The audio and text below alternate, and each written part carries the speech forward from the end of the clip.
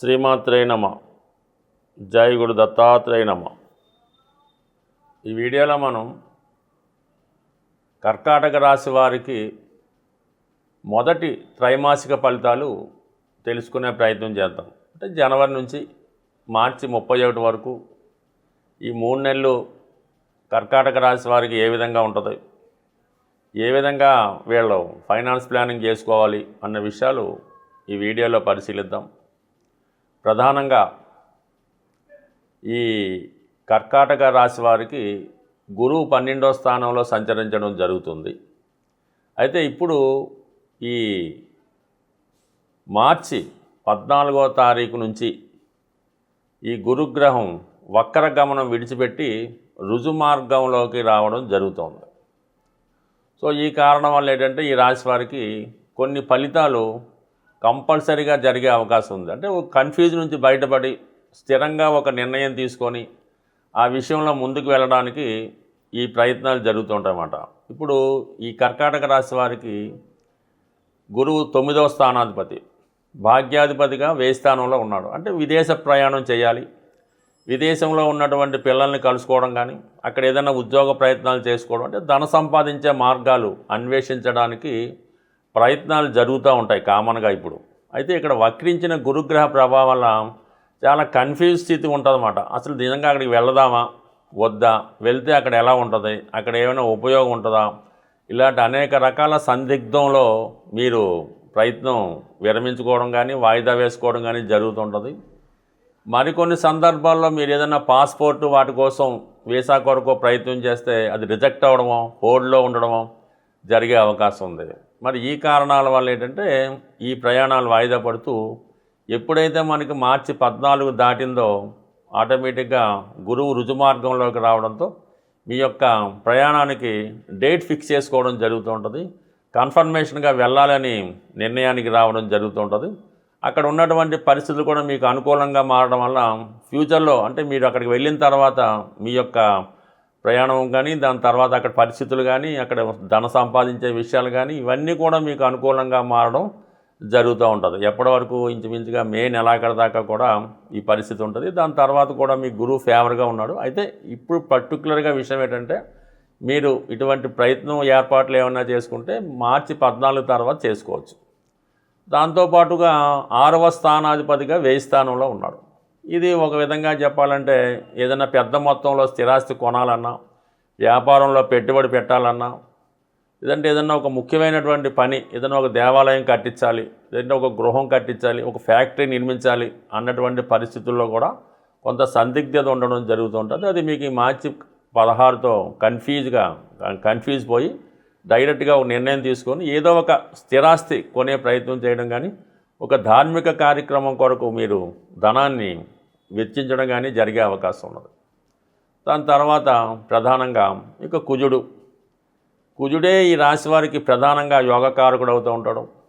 కుజుడిని బట్టి వీళ్ళ జీవన విధానం, వీళ్ళ ఉద్యోగం, వీళ్ళ వ్యాపారం, వీళ్ళ పిల్లలు, పెళ్ళి మొత్తం అంతా కూడా కర్కాటక రాశి వారికి చంద్రుడు రాష్ట్రాధిపతి అయినప్పటికీ కూడా కుజుడిని బట్టే వారి యొక్క టోటల్ లైఫ్ ఆధారపడి ఉంటుంది. అటువంటి కుజుడు ప్రస్తుతం ఈ జనవరి 15 వరకు 6వ స్థానంలో ఉండి, జనవరి 15 నుంచి ఫిబ్రవరి 23 మధ్యలో 7వ స్థానంలో ప్రవేశించడం జరుగుతుంది. అక్కడ కుజుడు ఉచ్చస్థితిలోకి రావడం వల్ల, అలాగే రుచిక మహాపురుష యోగం అనే పంచమహాపురుష యోగం ఏర్పడడం వల్ల ముఖ్యంగా వివాహపరంగా ఉన్నటువంటి చాలా సమస్యలకి పరిష్కారం దొరుకుతూ ఉంటుంది మీకు. దాంతోపాటు మీకు మీ జీవిత భాగస్వామి యొక్క హోదా పెరగడం, వివాహపరంగా ఉన్నటువంటి సమస్యలు సాల్వ్ అవ్వడం, ఇవన్నీ చాలా వరకు అనుకూలిస్తాయి.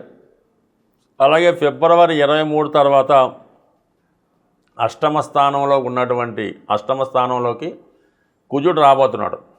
అష్టమ స్థానంలోకి వచ్చినటువంటి కుజుడు ఏప్రిల్ 2 వరకు ఉండడం జరుగుతూ ఉంటుంది. అంటే ఫిబ్రవరి 23 టు ఏప్రిల్ 2 మధ్యలో మన కర్కాటక రాశి వారికి ఉద్యోగంలో ప్రమోషన్ కానీ, ఉద్యోగంలో మార్పు కానీ రావడం జరుగుతూ ఉంటుంది. సడన్గా కొత్త ఉద్యోగం, నిరుద్యోగం లాంటి వాళ్ళకి కొత్త ఉద్యోగం కూడా వచ్చే అవకాశం ఉంది. కాబట్టి దానికి మీరు సిద్ధంగా ఉండడం మంచిది. అయితే ఏదైనా సడన్గా జరుగుతూ ఉంటుంది కాబట్టి మీరు నిర్ణయం కూడా అంత తొందరగానే తీసుకొని దాంట్లో ప్రవేశించవలసి ఉంటుంది. అలాగే కొంత స్థిరాస్తి రూపంలో మీకు భార్య తరపు నుంచి కానీ భర్త తరపు నుంచి కానీ కొద్దిగా ధనం కానీ ఆస్తి కానీ ఏదైనా భరణం లాంటిదో రావడం జరిగే అవకాశం ఉంది.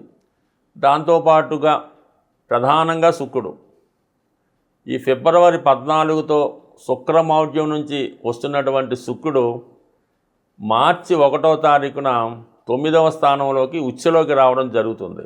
అక్కడ ఉన్నటువంటి శని భగవానుడి కలటం వల్ల ఇంచుమించుగా మార్చి 1 నుంచి మార్చి 25 మధ్యలో కర్కాటక రాశిలో జన్మించినటువంటి స్త్రీలకి ఉద్యోగపరమైనటువంటి అవకాశాలు రావడం జరుగుతూ ఉంటుంది.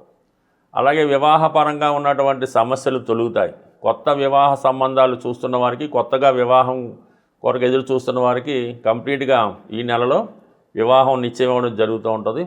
అలాగే మగవారికి అంటే కర్కాటక రాశిలో జన్మించిన మగవారికి మీ భార్యకు కానీ మీ కుమార్తెకు కానీ దూర ప్రాంతంలోనూ వేరే ప్రాంతంలో కూడా ఉద్యోగ అవకాశాలు రావడం జరుగుతూ ఉంటుంది. శుక్రుడు ఆ సమయంలో ఉచ్చులో ఉండడం వల్ల స్త్రీలకి గౌరవప్రదమైన హోదా కలుగుతుంది. అలాగే చాలా వరకు మీరు ఆర్థిక పరంగా పుంజుకునే ప్రయత్నం చేస్తారు. దైవభక్తి ఎక్కువగా పెరుగుతూ ఉంటుంది. అలాగే ఏదో ఒక శుభవార్త ఈ కర్కాటక రాశి వారు ఈ మార్చి నెలలో ఏదో ఒక శుభవార్త మీరు వింటారు. సంతాన విషయంలో కానీ, వివాహ విషయంలో కానీ, ఉద్యోగ విషయంలో కానీ కంప్లీట్గా మీకు అదృష్టం కలగడం జరుగుతుంది. బట్ ఏదైనా కర్కాటక రాశి వారు నెమ్మదిగా వారి జీవితంలో సమస్యలన్నీ సాల్వ్ అయ్యి ఈ నెల 3వ నెల నుంచి అంటే ఏప్రిల్ మార్చి తర్వాత నుంచి ఇంక ఏప్రిల్ మే తర్వాత నుంచి ఇంచుమించుగా వాళ్ళ యొక్క విధానం అంతా కూడా చాలా కంటిన్యూగా అనుకూలంగా ఉండడం జరుగుతుంటుంది. ఏదైనా కొత్త ప్రయత్నం చేసినప్పుడు ముందు కొద్దిగా అటు ఇటుగా ఇబ్బంది కలిగిన తర్వాత అదంతా కూడా సజావుగా సాగే అవకాశం ఉంది. ఏదైనా మీ జన్మ జాతకంలో ఉన్నటువంటి గ్రహాలు గోచారరీత్యా ఇబ్బంది పెడుతున్నటువంటి గ్రహాలు ఏవైనా మీకు అనుకూలంగా మారాలి అంటే ఆ గ్రహాలు మీకు మంచి ఫలితాలు ఇవ్వాలి అంటే మీరు నివసిస్తున్నటువంటి గృహంలో వాస్తు కూడా పర్ఫెక్ట్గా ఉండవలసి ఉంటుంది. మీ గృహంలో ఉన్నటువంటి 8 దిక్కులపైన ఈ నవగ్రహాల ప్రభావం ఉన్నది ఉండడం జరుగుతూ ఉంటుంది. అది వరుసగా మనం చెప్పుకుంటే తూర్పు వైపు అనుకూలంగా లేకపోతే వాస్తు దోషాలు ఉంటే రవి యొక్క ప్రభావం వల్ల ఇబ్బందులు కలుగుతూ ఉంటాయన్నమాట. అనారోగ్య సమస్యలు, యజమాని సరైనటువంటి క్రమశిక్షణలో లేకపోవడం, ఆర్థిక పరమైన ఇబ్బందులు, నిరుద్యోగాలు వస్తుంటాయి. దాని తర్వాత ఆగ్నేయ దిక్కులో ఇబ్బంది వల్ల అక్కడైనా నూతులు, గోతులు, టాయిలెట్లు వగైరా ఉంటాయి. స్త్రీలకి అనారోగ్య సమస్యలు, సంతానానికి వివాహం జరగకపోవడం, వివాహం అయినా కూడా భర్తతో విభేదాల వల్ల పుట్టింట్లోనే ఉండడం జరుగుతూ ఉంటుంది. విపరీతమైనటువంటి ఖర్చులు పెరుగుతూ ఉంటాయి. ఆ కుటుంబంలో పిల్లలు పెద్దవాళ్ళని ఎదిరిస్తూ ఉంటారు. ఇక దక్షిణ వైపు ప్రభావం ఉంటే కోర్టు సమస్యలు, బయట వారితో తగువులు, నిరుద్యోగ సమస్యలు, శుభకార్యాలు వాయిదా పడడం జరుగుతూ ఉంటుంది. అంటే దక్షిణ దిక్కు కుజుడు అధిపతి, కుజుడు బలహీనంగా అవుతాడనమాట. దక్షిణం పాడైతే కుజుడు ఇలా వ్యతిరేక ప్రభావం ఇవ్వడం వల్ల ఇంట్లో ఒకరికొకరు పడకపోవడం, ఆస్తి తాగాదాలు జరుగుతూ ఉంటాయి. ఇక నైరుతి అన్నది ఇంపార్టెంటు. నైరుతి ప్రభావం రాహు మీద చూపిస్తుంటుంది. నైరుతిలో గొయ్యలున్నా, సరిగ్గా పర్ఫెక్ట్గా లేకపోయినా, టాయిలెట్లున్నా యజమానికి మూర్ఖత్వం ఎక్కువగా ఉంటుంది. ఎవడి మాట వినడం, మోకాళ్ళ నొప్పులతో బాధపడుతూ ఉంటాడు. ఆర్థిక సమస్యల వల్ల ఆ పిల్లల్ని కంట్రోల్ చేయలేకపోతుంటాడు. ఇంట్లో ఆడపిల్లలకు కానీ మగపిల్లలకు కానీ ధనం లేకపోవడం వల్ల వివాహం వాయిదా పడుతుంటుంది. ఏదో ఒక వ్యసనానికి ఆ యజమాని బలహీనపడుతుంటాడు. ఇక పడమర దిక్కు ప్రభావం, పడమర దిక్కు సరిగ్గా లేకపోతే శని విజృంభిస్తూ ఉంటాడు. అంటే ఆ ఇంట్లో అందరికీ అనారోగ్యాలు, పని లేకుండా ఇంట్లోనే కూర్చోవడం, వ్యసనాలు కలుగుతూ ఉంటాయి. మనీ సేవింగ్స్ అన్నది ఉండదన్నమాట. వచ్చింటే ఖర్చు అయిపోతుంది. ఇక వాయువు దిక్కు ప్రభావం వల్ల చంద్రుడు ఎఫెక్ట్ అవుతూ ఉంటాడు. లవ్ అఫైర్స్, అక్రమ సంబంధాలు, జోదం, బెట్టింగ్లో ధనం పోగొట్టుకోవడం జరుగుతూ ఉంటుంది.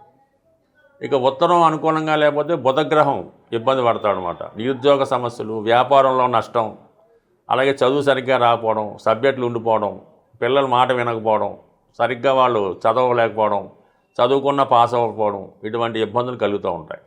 ఇక ఈశాన్యం ప్రభావం వలన దైవభక్తి లోపించడం, అనాచార కార్యక్రమాలు, ఆ కుటుంబంలో మగపిల్లలు ప్రయోజకులైతే దూరంగా ఇల్లు వదిలి వెళ్ళిపోవడం, ఇంటి వారితో సరైన సంబంధాలు లేకపోవడం, కుటుంబం గురించి పట్టించుకోకపోవడం, దైవభక్తి లేకపోవడం, ఇవన్నీ కలుగుతూ ఉంటాయి.